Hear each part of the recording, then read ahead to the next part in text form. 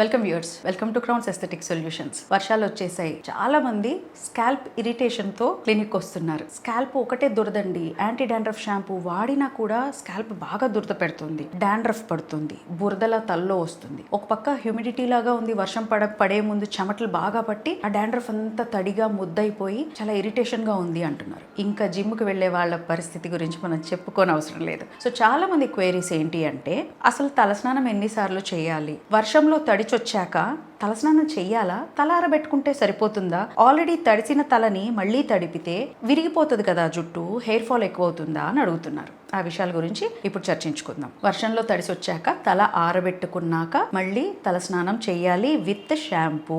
Dandruff ఉన్న వాళ్ళు ఖచ్చితంగా యాంటీ డాండ్రఫ్ సొల్యూషన్స్ తీసుకోవాల్సిందే. లాంగ్ టర్మ్ డాండ్రఫ్ ఉండి మధ్య మధ్యలో తగ్గుతూ వస్తున్న వాళ్ళు స్కాల్ప్ స్టెరిలైజేషన్ మెథడ్స్ మన క్రౌన్స్ లో ఉన్నాయి. You can opt for those. అయితే ప్రతిసారి ఇదేదో ఫంగల్ ఇన్ఫెక్షనో, ఇదేదో ఒట్టి డాండ్రఫే కదా అని అనుకోవడానికి లేదు. It could be some dermatological issue. మీ డెర్మటాలజిస్ట్ని కలవాల్సిందే. It could be seborrheic condition or psoriasis also. So మనం ఇంట్లోనే ఇదే అని అనుకోవద్దు. అది కేవలం డాండ్రఫే, యాంటీ డాండ్రఫ్ షాంపూస్ పెడుతూ పోతున్నాం అనుకోవద్దు. ఇదొకటి. రెండు, జిమ్కి వెళ్ళే వాళ్ళు లేదా వర్కౌట్స్ చేసేవాళ్ళు, అథ్లెట్స్ ఇక ఈ హ్యూమిడిటీ ఉన్నప్పుడు వర్షానికి ముందు బాగా చెమటలు వస్తుంటాయి కదా, తలస్నానం ఎన్నిసార్లు చేయాలి అని అడుగుతున్నారు. So don't depend on season. ముఖ్యంగా వర్షాకాలం, చలికాలం అన్నట్టు కాకుండా మీ యాక్టివిటీ లెవెల్, మీ స్పోర్ట్స్ లెవెల్ ఏ రేంజ్లో ఉంది, మీ ఇంటెన్సిటీ ఆఫ్ వర్కౌట్ ఏ రేంజ్లో ఉంది అనే దాన్ని బట్టి, చెమటని బట్టి, మీ స్కాల్ప్ టైప్ని బట్టి మీరు తలస్నానాన్ని మీకు మీరుగా నిర్ణయించుకోవాలి. ప్రతిరోజు తలస్నానం చేయడం వల్ల, ఆ కాసేపు మనం షాంపూ తలపైన పెట్టడం వల్ల అయితే బట్టతల వచ్చేయదు. So you can wash your scalp every day. Especially ఈ యాక్టివిటీ లెవెల్స్ అండ్ స్వెట్ ఎక్కువగా ఉన్న వాళ్ళు చేయాల్సిందే. చేయకపోతే చెమటతో, మురికితో, డాండ్రఫ్తో పోర్స్ క్లాగ్ అయిపోతాయి. ఈ కుదుళ్లలోని పోర్స్ మూసుకుపడిపోతాయి, సఫకేట్ అయిపోతుంది. అక్కడ రూట్ చనిపోయే రకంగా ఇన్ఫ్లమేషన్ పెరిగితే రూట్ మొత్తానికే యాక్టివిటీ మానేసి అది తొందరగా ఎక్స్పైర్ అవ్వడానికి ఛాన్సెస్ ఉన్నాయి. సో ఎప్పటికప్పుడు స్కాల్ప్ని ప్రతిరోజు క్లీన్ చేసుకోవాల్సిందే. క్లీన్ చేసుకున్నప్పుడు హెయిర్కి కండిషనింగ్ చేయాల్సిందే. హెయిర్ బ్రేకేజ్ సమస్య ఉన్నంత మాత్రాన, వర్షంలో తడిసినంత మాత్రాన బట్టతల రాదు. ఓకే. అలాగే దీప్తి గారు, మీరు ఎన్నన్నా చెప్తారు రోజు తల స్నానం చేయమని, జుట్టు బాగా రాలుతుందండి అని కూడా చాలా మంది అంటున్నారు.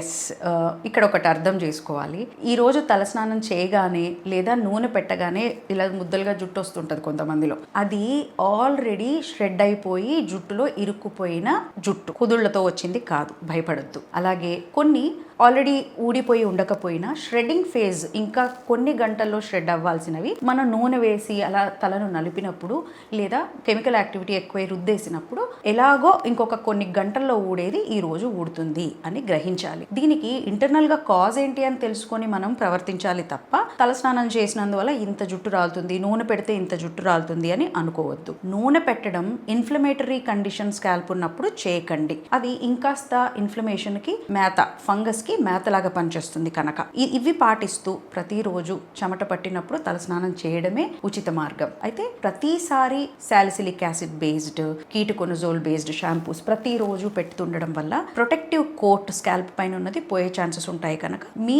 హెయిర్ డాక్టర్ని అడిగి ఏ షాంపూ వాడాలి, ఏ కండిషనర్ వాడాలి, స్కాల్ప్ కేర్ ఎలా, ఇందాక మనం మాట్లాడుకున్న స్కాల్ప్ స్టెరిలైజేషన్ క్లినిక్ వచ్చి ఏ సందర్భాల్లో తీసుకోవచ్చు అనేది మీరు చర్చించవచ్చు. Thank you.